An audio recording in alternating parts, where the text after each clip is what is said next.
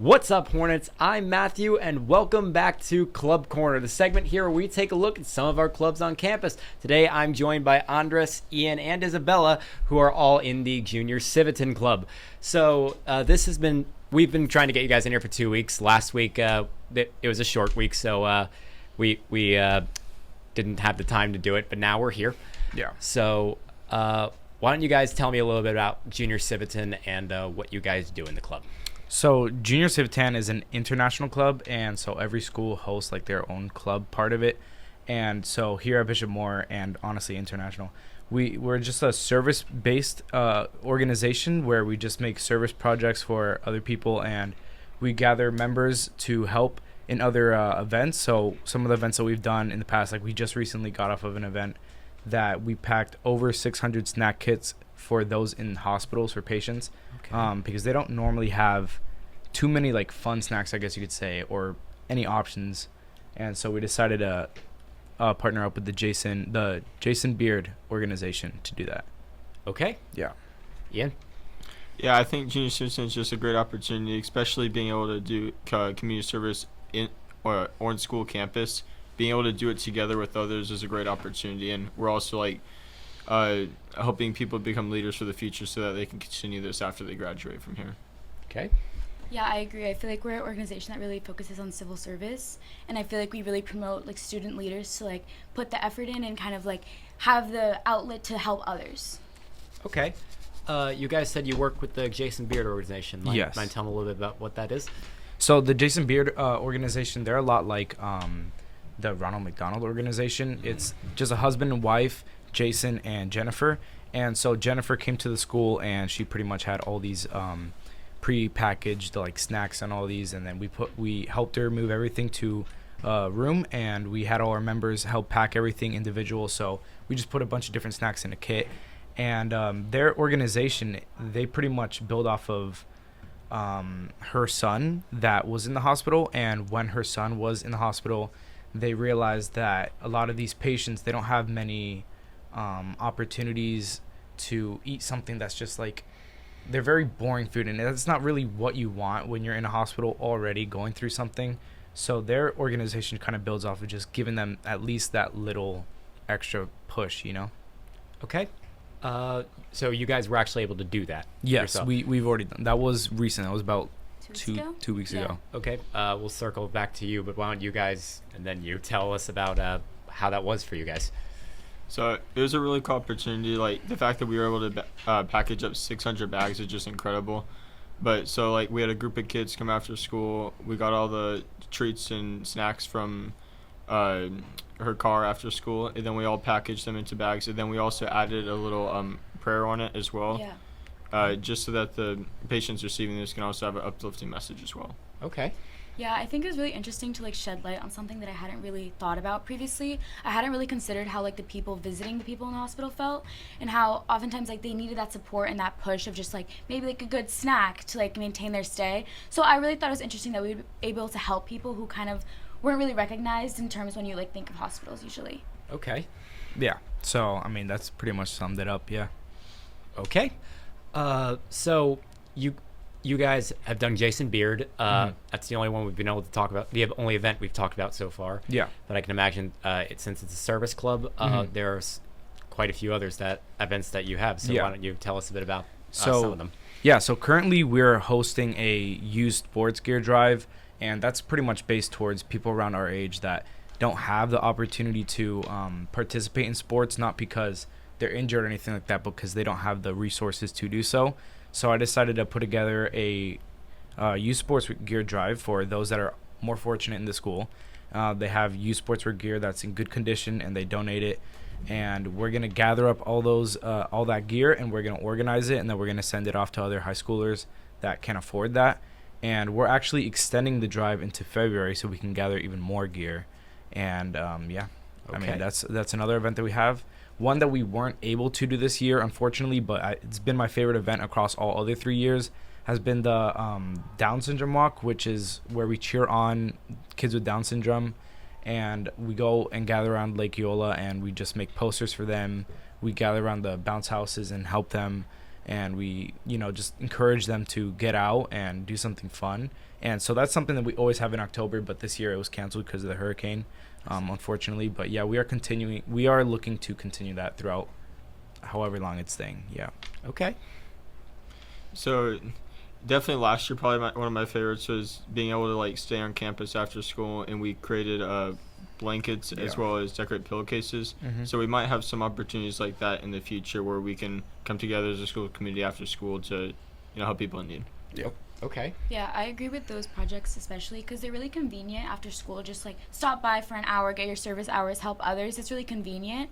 So I think we're really working with those organizations to continue, like the snack kits. It was really convenient, or like blanket making, card making for elderly. But in terms of the sportswear drive right now, we're continuing into February. So hoping to be able to support more people with their passions. I think that's a really big issue. A lot of people have these passions, but they don't really know how to go about them. Okay. So we're giving them the opportunities and materials that they need so that they can really actually do something with it. That's wonderful. That's very wonderful. Also, in the future, we're going to have upcoming in March an event that we don't do with only Junior Civitan, but also other students of Bishop Moore, which is the March for Life event, which is normally hosted to pretty much advocate for pro-life and to provide funding to provide ultrasounds for those that are pregnant and maybe thinking twice about having an abortion or anything like that. So that is an event that is coming up. Okay. Yeah. Working with these organizations, has that changed you guys in any way? Like changed the way you look at life, look at this club, and look at maybe what you want to do in the future? Yeah. So what Isabella said earlier is you don't really think about these tiny things like what the Jason Beard organization is doing when it comes to helping patients. You're not really thinking that on top of their struggle there's even more struggle, and you're thinking, okay, well, how can me as a student help someone that's already in the hospital? It's not like I'm a doctor, I can't help them like that, but there are ways that you can help. So this organization, it kind of shows that, and it's things that you wouldn't even think of before. So yeah, for example, working with that organization helps a bunch. People don't realize how much awareness in general helps. So even if you're not giving money away, even if you're not doing physical labor, it's always helpful to show people your support and show people that you're there to give your time and advocate for something that you believe in. Okay. Yeah. I'd say especially as something like Junior Civitan, when you first start at Bishop Moore, there's a 100-hour service requirement, but after you start doing things like this, you get past that requirement, and I know a lot of people in the club likely have already surpassed that, and they're just doing things like this in Junior Civitan because they know it actually benefits people in need, and giving their time is actually benefiting people. So I think it's a really cool opportunity like that. Okay. I think working with these people and kind of communicating with them, it made me realize kind of how much effort goes on behind the scenes, how much work is put in to create these events, and even Andres especially, he's been putting a lot of effort in communicating with these people one-on-one, and me, we've all been fcreating flyers and stuff. You kind of see the behind the scenes of what you previously wouldn't see, and not just show up and just do it. You know what I mean? Okay. All right, nice. When you say you communicate, so you actually go one-on-one with the people who run the organizations? Yeah, of course. So to start with the Youth Sports for Drive, I had to get that approved with Dr. Wickstrom. This is something that I've been working on since sophomore year, and we didn't get it handled until this year. And I had to work with Dr. Wickstrom to get that approved, and then she had to get it approved with the diocese. So I had to present presentations, talk to them about who was it going to go to, all that. So there is a lot of the background tasks that people don't realize is a lot of communication, a lot of being persistent, because a lot of times people get busy, especially teachers and administration. So you're going to have to reach out more than once most of the time, and just organizing everything and being able to prepare everything to hand into them once and make their life easier. It's just that is definitely the most difficult part of running the club, but it all pays off, If you don't mind me asking, why did it take 2 years? Or Yeah. So originally it was sent to Dr. Wickstrom and it was approved, and then it was passed down to me and Mr. Panico. And Mr. Panico, he's involved in many, many tasks, so it just takes a lot of time to organize and get even more things approved. I mean, it's communication not across just students. It's just you have to get forms filled out and figure out where it's going to go to, if they're okay with that. We're going to connect it with the athletics director. Okay. So we're going to reach out to the coaches soon, see if they can get their gear involved. And then right now we're working on initiatives as well. So we might be providing something for those who donate as well, although originally we didn't want to, because we want to make sure that the donations that come through are out of passion and out of those who actually want to support, rather than just community service. Like Ian said before, a lot of the members in Junior Civitan already have their 100 required hours, and they are just like kind of continuing it on because they realize once you're in the club, it's more than just hours. That's awesome. That Yeah. really is. So, you guys have a lot of members, right? Yes. Do you have a head count or If I were to guess, I don't have a head count, but I'd say over 100. over 100? Yeah. Okay. Well, so since you have over 100 members, how is that? How are each of those members benefiting in life? How is that the club helping its members strive and learn what they want to do in the future? Yeah, so all these members, they're all young leaders, and we're just helping them grow their leadership skills, and we're helping them kind of change that perspective of what I was talking about earlier. There are things that you can help in that you don't realize you can help in, and so we're just kind of helping them grow emotionally more than physically, and we're showing them that there's more to life than just giving to get something back, you know? Sometimes we've already been given so much that we need to be given back without a reward or some kind. Okay. Yeah. Ian, you'd like to add on that? I really think what he says is important. What Joe said was important about the fact that something like this club is like teaching people that it's not all about what they get. They shouldn't just be doing something to receive, and that really grows into what they do for the rest of their life and their career. They shouldn't be just doing things, get money out of it, get appreciation. Sometimes the biggest things that people can do for others is doing stuff that they don't get rewards for. Helping that person. You see someone on the side of the street, giving them some money. It's little things like that where you don't get something in return. Okay. I think our organization, especially, like, the projects range very, like, heavily because we're kind of like an overall organization that just works to help others. So I think it's really good because we can give exposure to, like, different types of service projects. And even past that, it kind of gives you, like, it gives you insight into how easy it is to just brighten someone's day and make someone else smile and help others. And it only takes, like, 2 hours out of your day. So it gives perspective in how you can help others and how fulfilling it can be. Okay. That's nice. Sorry. Junior Civitan isn't the only service club on campus. We have leadership team, Hornets House representatives, and all honor societies, all of which are great clubs nonetheless. But what separates Junior Civitan from those clubs, in your own words? So I'm not too familiar with the other clubs that are also service based, but if I were to say what sets us aside, I would say that all of the people in our organization, it's a little bit more broad. I know that some of these service organizations may focus more on elderly service or some sort of specific topic, but Junior Civitan is just about more building the members' leadership skills and integrity in general. It's not a specific service that we're providing, it's just helping everyone around. Okay. I really say add on to that, what separates us from these other clubs on campus is that it's Junior Civitan International, so we're just one chapter.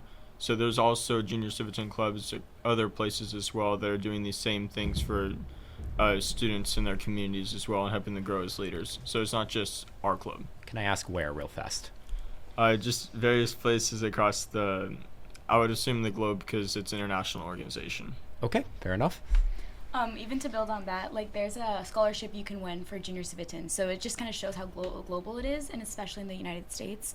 Okay. But in terms of your question, I think our club is set apart because we really focus on engagement and community service. And even past that, I feel like a lot of the other organizations, like Leadership Club or the National Honor Societies, they kind of focus it through an outlet in a sense. So English Honor Society, they focus it through English-based things, like the book collection stuff. But we kind of focus on civil engagement and helping community service.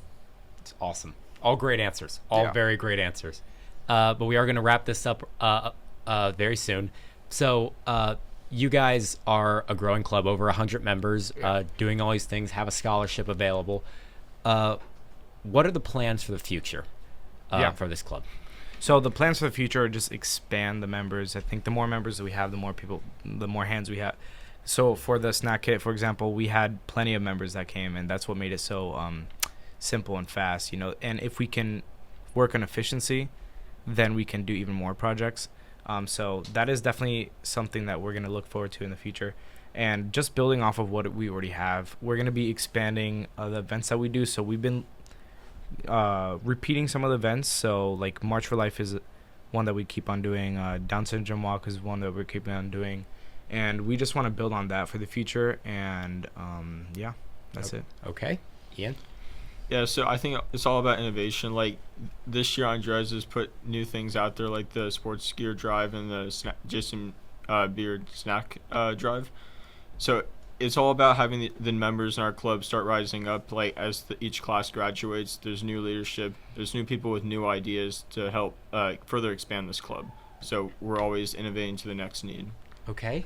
I agree. I think we're looking for new ideas, and we're really trying to focus on growing the club and getting everyone excited to get more people to join, and also working with other organizations right now to get these like projects started so we can really help more people and reach more people that we can like aid. Okay. Are they organizations that you already mentioned, or are they organizations like new organizations? Well, right now we're looking to do the last ones from the previous years. I think those functioned really well, and I think people already are familiar with them, but we're definitely looking for new ideas and seeing how we can expand.